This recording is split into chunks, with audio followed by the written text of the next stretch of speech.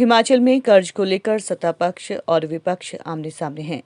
विपक्ष लगातार कर्ज को लेकर सुखविंदर सरकार पर हमलावर है। मुख्यमंत्री सुखविंदर सिंह सुक्खू ने कहा कि जो विपक्ष कर्ज को लेकर सरकार की कार्यप्रणाली पर सवाल उठा रहा है, उस विपक्ष को याद रखना चाहिए कि जयराम सरकार द्वारा लिए कर्ज को चुकाने के लिए वर्तमान सरकार को कर्ज लेना पड़ रहा है। हिमाचल प्रदेश पर 75,000 करोड़ के कर्ज के अलावा कर्मचारियों का छठे पे कमीशन, डीए की देनदारियों को मिलाकर बात करें तो 91,000 करोड़ का कर्ज चढ़ गया है। जयराम सरकार ने सिर्फ कर्मचारियों के लिए घोषणा की, लेकिन उनको ना तो डीए दिया, ना ही छठा वेतन आयोग लागू किया। सुखविंदर सिंह सुक्खू ने कहा कि हमीरपुर अधीनस्थ चयन आयोग को फिलहाल निलंबित किया गया है, क्योंकि आयोग में पेपर को लेकर अनियमितताएं बरती गई। यहां तक कि जिनके परिणाम आने हैं, उन परीक्षाओं के पेपर भी लीक हुए हैं, जो कि नौकरी की उम्मीद लगाए बैठे हजारों युवाओं के साथ बहुत बड़ा धोखा किया गया।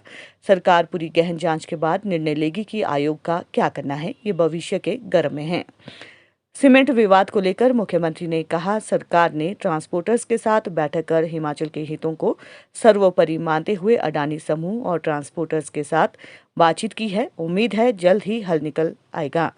मामले को उद्योग मंत्री हर्षवर्धन चौहान देख रहे हैं। मैंने ये नहीं कहा कि 4 साल तक कुछ मांगना नहीं। मैंने कहा कि इस अर्थव्यवस्था को ठीक करने में 4 साल लग जाएंगे, ठीक करने में। और इसमें कौन सी गलत बात कही है? आंकड़े हैं। आप सबको आरटीआई डाल देनी चाहिए, सूचना का अधिकार डाल देना चाहिए। 75,000 करोड़ रुपए का कर्ज जो हिमाचल सरकार पर चढ़ा है, 11,000 करोड़ रुपए का कर्ज जो प्रदेश के कर्मचारी अधिकारियों का हमने देनदारियां देनी है, जिसमें 5,500 करोड़ रुपया पेंशन भोगियों का 6th पे कमीशन का एरियर है, 4,500 करोड़ का जो कर्मचारी अधिकारी 6th पे कमीशन में आया उनका एरियर है, 992 करोड़ रुपया डीए का एरियर है। और ये जो 900 संस्थान उन्होंने खोले, अगर हम इनको सुचारू रूप से चलाएं तो 5,000 करोड़ रुपए का इसका एरियर है। तो 75,000 प्लस 16,000, 86,000 करोड़ तो देनदारियों का है जो हमने देना है, और 5,000 करोड़ 91,000 करोड़ रुपया हुआ। तो ये तो सत्य है। अब जब हमने मुख्यमंत्री का पद संभाला तो हमने उस सारी चीज का आकलन किया। ये झूठ बोला है इन्होंने, लोगों को ठगा है। ये ठग की सरकार थी पिछली, जो ठग गए। एरियर दिया नहीं, 6th पे कमीशन लागू कर दिया। डीए दिया नहीं, डीए अनाउंस कर दिया।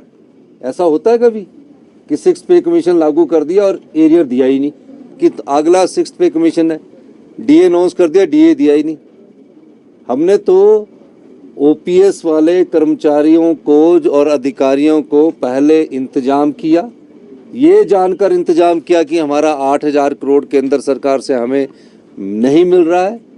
उसके बाद हमने ओपीएस को बहाल किया, और आज हम सरकारी कर्मचारियों को ये जो कह रहे कि इंतजार है, हमारा इंतजार नहीं, हमने तो लागू कर दिया। जो सरकारी कर्मचारी और अधिकारी है उन्हें ओपीएस की बहाली की, बजट का प्रोविजन करके। और हमने जो 10 गारंटियां दी उसमें से 9 गारंटियां रह गई है। 9 गारंटियां हमने अगले 5 साल में पूरी करनी है। तो हमने जनता के सामने ये कहा है कि अर्थव्यवस्था को पटड़ी पर लाने के लिए कम से कम 4 साल लगेंगे। अब इन्होंने तो कभी अर्थव्यवस्था को पटड़ी पर लाने की कोशिश की नहीं है। ये तो लोन ले रहे हैं और हमको कह रहे हैं कि हम लोन ले रहे हैं। हम तो आपका कर्जा चुकाने के लिए लोन ले रहे हैं, जिसको बोलते कर्जा चुकाने के लिए लोन लेना पड़ रहा है। आज ये हालात इनके द्वारा हो गई है। इसीलिए हमने बार बार कहा है कि हम सत्ता नहीं, व्यवस्था परिवर्तन के लिए आए हैं। देखिए, हमीरपुर कर्मचारी चयन आयोग को लेकर अभी क्या फैसला होना ये तो भविष्य के गर्भ में है।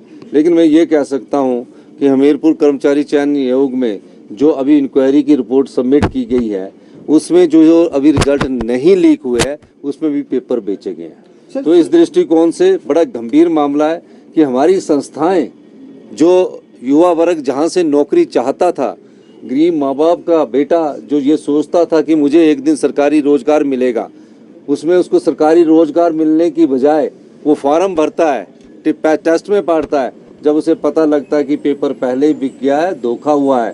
तो इस प्रकार के गंभीर समस्या से निपटने के लिए हमारी सरकार प्रयासरत है और मैंने अपने युवा साथियों को कहा है कि आने वाले समय में हम एक पारदर्शी फार्मूला लेकर आएंगे। अर्थव्यवस्था